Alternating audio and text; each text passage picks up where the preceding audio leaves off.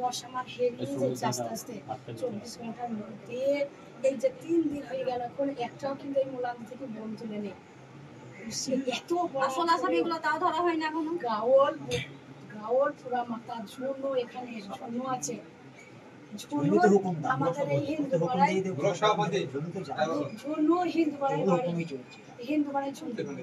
যেখানে সে বলে, সে আগে থেকে বলেছে, পুলিশেও জানে যে যখনই যেতে যাবে তখন সে পেনকে শুয়ে দেওয়া বলেছে। এটা ভিডিওটাও করেছে কে, তা পর্যন্ত পুলিশের কাছে খবরটা যখন পুলিশের কাছে সেদিনকে আমরা দিয়েছে, পুলিশকে বলা হয়েছে এই ভিডিও দাও, বলছি পুলিশে বলছে আমরা দেখেছি ভিডিওটা। দেখেছো তাহলে কিসের জন্য সকালবেলায় গেলি না? সকাল থেকেই তো শুনছিলাম এই গ্রামে তো ভোটের দিনও তাই, ভোটের দিন আমাদের এই কমরেডরা জানাচ্ছে, আমরা ওখান থেকে জানাচ্ছি কেন্দ্রীয় বাহিনী আসছে, তারপরে এরা ভোট দিতে পারে। বললো তো তাহলে সব জানে পুলিশের। এখানে আমি পুলিশের কাছ থেকে খুব ভরসা পেয়েছি। এত পুলিশ আজ গেজ গেজ করছে, সেদিন সকাল থেকে কেন পুলিশ থাকে না?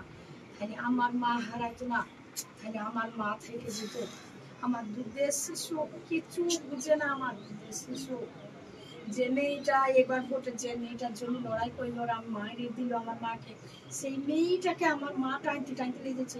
মা ওই রাস্তায় কত লোক এসেছে, চললো ওই রাস্তা, ওই মেন রাস্তায়। বলছে না মা আমি অত দূরতে যাবো না, আমি যাবো না। মা চললো, একটা মেয়ে এমনি এমনি করছি, চললো, সবাই বলছি চললো।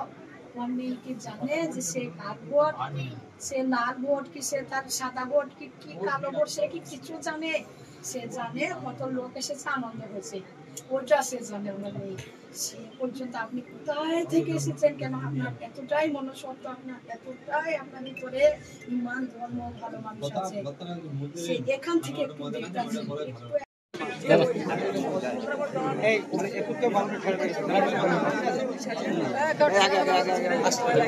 भाई आप पीछे हो। अच्छा মানে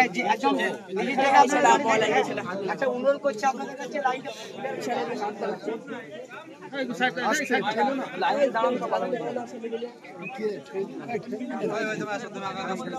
হ্যাঁ আরে এক সাইডে দাঁড়াও, এক সাইড দাঁড়াও, দেখতে হবে।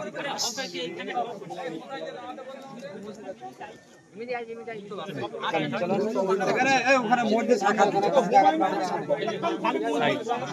আমরা মা বলছেন যে কোনো অবস্থা আমার টাকা চাই না, আমি ন্যায্য বিচার চাই। দেখো একটা কথা, একজন মায়ের কাছে